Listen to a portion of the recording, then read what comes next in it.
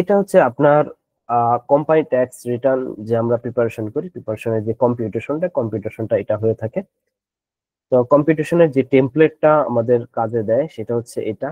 তো এটার উপরেই হচ্ছে আমরা ডেটাগুলো ইনপুট করি, ইনপুট করার পরে হচ্ছে আমরা যেই ট্যাক্সটা আসে সেটা আমরা ক্যালকুলেশন করি বা অন্য যা অ্যাডজাস্টমেন্ট করার সবকিছু করি। সবকিছু হচ্ছে এটার উপরে। তো আসেন যে প্রথমে আমরা একটু দেখি যে যদি একটু বেসটা ক্রিয়েট করি আপনাদের সাথে, তাহলে আপনাদের জন্য একটু সহজ হবে।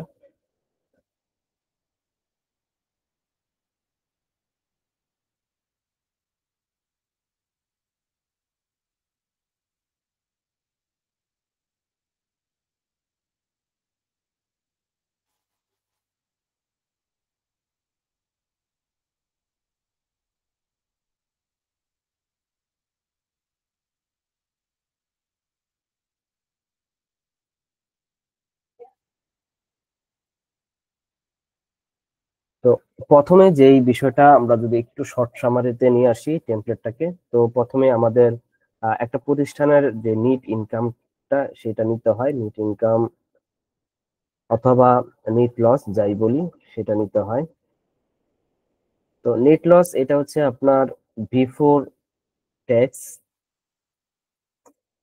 তো বিফোর ট্যাক্স বলতে আমরা যে ফাইন্যান্সিয়াল স্টেটমেন্ট প্রিপারেশন করি, প্রিপারেশনের যে ইনকাম স্টেটমেন্টটা থাকে, তো ইনকাম স্টেটমেন্টের একটা সার্টেন লেভেলে ইনকামের পরে একটা ট্যাক্স আমরা সাধারণত প্রভিশন করে থাকি। তো ওই প্রভিশনটা যখন আমরা এক্সপেন্স হিসেবে চার্জ করি, সেটার পূর্বের যে ভ্যালুটা সেটা হচ্ছে আমরা এখানে নিয়ে থাকি। এগুলো আমরা ডিটেলস দেখবো পরে, আমরা জাস্ট একটু দেখি। দেন এবার যেটা আসে সেটা হচ্ছে ধরেন এই যে নিট ইনকাম, এই নিট ইনকামে আমার একটা প্রতিষ্ঠানের যে অর্ডিনারি ইনকাম, অর্থাৎ যেটা জেনারেলি আমার ঘটে থাকে, তো ওই ইনকামও থাকতে পারে বা অন্যান্য ইনকামও থাকতে পারে। অর্থাৎ যেগুলো হচ্ছে আমার রেগুলার যে বিজনেস ইনকামের সাথে জড়িত না, বা অন্যান্য ইনকাম হিসেবে জড়িত।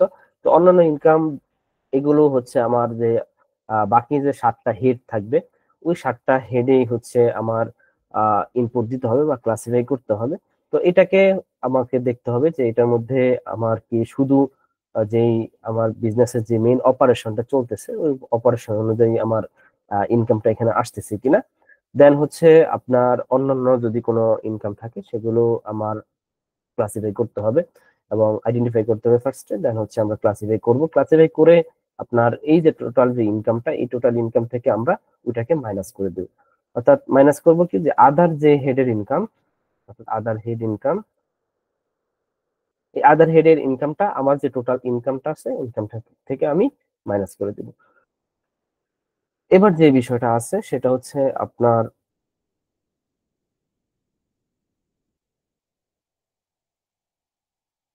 এই যে ইনকাম, আমরা যে ইনকাম যে স্টেটমেন্টটা প্রিপারেশন করি, তো ইনকাম স্টেটমেন্ট প্রিপারেশন করার সময় আমরা সাধারণত কি করে থাকি, আমরা সাধারণত ধরেন আপনার এই সেলস, আমি জাস্ট একটু শর্টে যদি আমি দেখাই যে সেলস যে একটা ভ্যালু থাকে, এই সেলস এর ভ্যালুর সাথে আমরা সাধারণত আমরা কি এক্সপেন্স মাইনাস করে থাকি। তো এই যে এক্সপেন্সটা আমরা মাইনাস করলাম, মাইনাস করার পরে আমাদের কি আসে, যে একটা নেট প্রফিট আসে। নেট প্রফিট আসে। তো এই যে নেট প্রফিটটা, তো এটার মধ্যে যে এই যে এক্সপেন্স গুলো, এই এক্সপেন্স গুলোর মধ্যে একটা এক্সপেন্স কমনলি থাকে, সেটা হচ্ছে আপনার ডেপ্রিসিয়েশন।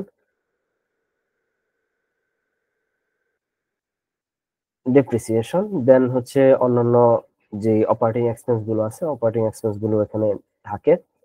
তো এখানে যেটা আমাদের করতে হবে যে আপনার সেকশন 55 এর একটা বিষয় আছে। সেকশন 55 আমাদের কি বলছে সেটা আমরা আগে জানতে হবে যে কি সেকশন 55 আপনাদের আহ সহজে যদি আমি বলে থাকি সেক্ষেত্রে আপনার দুইটা বিষয় নিয়ে কাজ করে সেকশন 50। একটা কাজ করে হচ্ছে আপনার কমপ্লায়েন্স নিয়ে কাজ করে, আরেকটা হচ্ছে আপনার কিছু লিমিটেশন নিয়ে কাজ করে। লিমিটেশন যেমন কমপ্লায়েন্স কি, যেমন আমি যদি একটু আপনাদের বলি, যে ধরেন আপনি কোনো একটা এক্সপেন্স করছেন, এক্সপেন্সে বলে দিচ্ছে যে আপনি যেই এক্সপেন্সই করেন ওই এক্সপেন্স থেকে আপনার টিডিএসটা কাটতে হবে। যদি আপনি না কাটেন সেক্ষেত্রে ওই যে এক্সপেন্সটা, ওই এক্সপেন্সটা আপনার ডিসঅ্যালাউয়েবল হয়ে যাবে। তো ডিসঅ্যালাউয়েবল হয়ে যাবে, তাহলে এটা কি একটা কমপ্লায়েন্স, যে আমার একটা নির্দেশ দিয়ে দিচ্ছে, আমি এই নির্দেশটা পালন করলাম না, তাহলে ওইটা কি ডিসঅ্যালাউয়েবল হয়ে যাবে। তো ডিসঅ্যালাউয়েবল হয়ে যাওয়া মানে কি, আমি যে একটা এক্সপেন্সটাকে মাইনাস আমি এখানে করলাম, এই মাইনাসটা এখন আমার যে ইনকামটা, অর্থাৎ মাইনাস করা মানে হচ্ছে আমার কি ইনকামটাকে কমায় দেওয়া, অর্থাৎ সেলস থেকে আমি যখন এক্সপেন্সটা আমি মাইনাস করলাম, তাহলে আমার কি নেট প্রফিট আমার বের হয়েছে। এখন এই যে আমার যে টাকাটা আমি এক্সপেন্স হিসেবে ক্লেম করতে পারবো না, ডিসেলেবল মানে করে দিল, সেক্ষেত্রে আমার কি হবে, তাহলে আমার এক্সপেন্সটা কমে যাবে। এক্সপেন্সটা কমে যাওয়া মানে কি আপনার নেট প্রফিটটা বেড়ে যাবে, এবং নেট প্রফিট বেড়ে যাওয়া মানে কি আপনার ট্যাক্সটা বেড়ে যাবে। আমি যদি একটা উদাহরণ আপনাদের দিই, ধরেন আপনার এমন একটা জিনিস করলেন যে আপনি স্টেশনারি ক্রয় করলেন,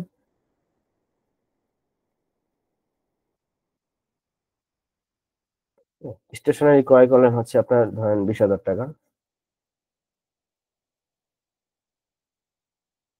কারণ পুরোটাই আপনি ইউজ করলেন এবং এটা এক্সপেন্স হিসেবে গণ্য এক্সপেন্স। আচ্ছা, এখন যেটা ধরি যে আপনার যদি ইনকাম স্টেটমেন্ট আমরা প্রিপারেশন করি, তাহলে ধরেন আপনার সেলস ধরেন আপনার 80,000 টাকা ধরি, এখানে ধরি, এবং এই যে এক্সপেন্সটা ধরেন একটা এক্সপেন্স, হাইপোথেটিক্যালি আপনাদের যদি দেখেন যে 20,000 টাকা আপনাদের মাইনাস করলেন, তখন আপনার নেট প্রফিটটা কত হবে, নেট প্রফিটটা হবে 60,000 টাকা।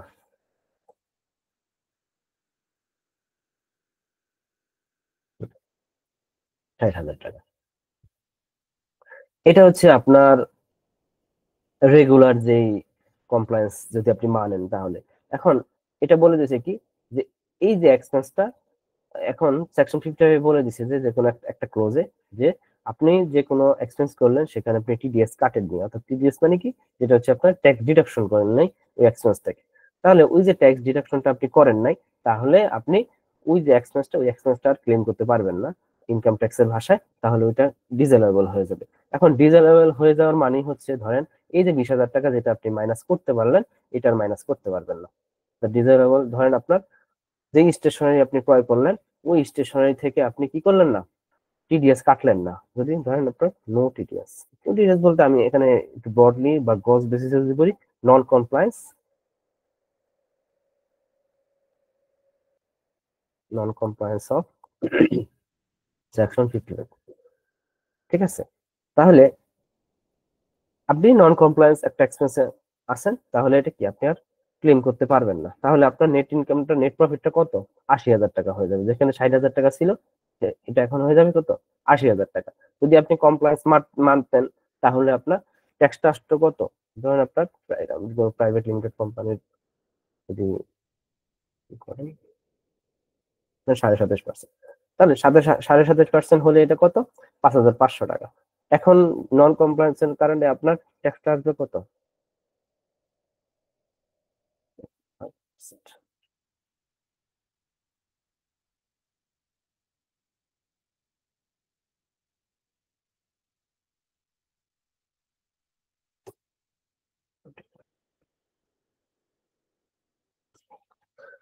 তাহলে আপনার এই যে নন কমপ্লায়েন্স এর ফলে আপনার এক্সট্রা যে এডিশনাল ট্যাক্স আসছে হচ্ছে আপনার 5,500 টাকা। এই টাকাটা আপনার এডিশনাল ট্যাক্স আসছে আপনার নন কমপ্লায়েন্স এর কারণে। তো এই হচ্ছে আপনার কমপ্লায়েন্স এর বিষয়। আরেকটা বিষয় নিয়ে সেকশন 55 কাজ করে, সেটা হচ্ছে আপনার কিছু লিমিটেশন আছে, যে আপনি এতটুকু করতে পারবেন, এতটুকু করতে পারবেন না। তো এতটুকু করতে পারবেন, এতটুকু করতে পারবেন না, ধরেন আপনার বলে দিল যে আপনার যে স্যালারির যে পারকুইজিট, অর্থাৎ স্যালারি পারকুইজিট কি, অর্থাৎ এমপ্লয়িকে বেসিক স্যালারি বোনাসের বাহিরে যেই আহ সুযোগ সুবিধাটা দেওয়া হয়, সেটা হচ্ছে আপনার ধরেন পারকুইজিট। তো পারকুইজিট বলে দিছে যে 10 লক্ষ টাকার উপরে আপনি একজন এমপ্লয়িকে দিতে পারবেন না। তাহলে ধরেন আপনার একজন এমপ্লয়ি মিস্টার এক্স,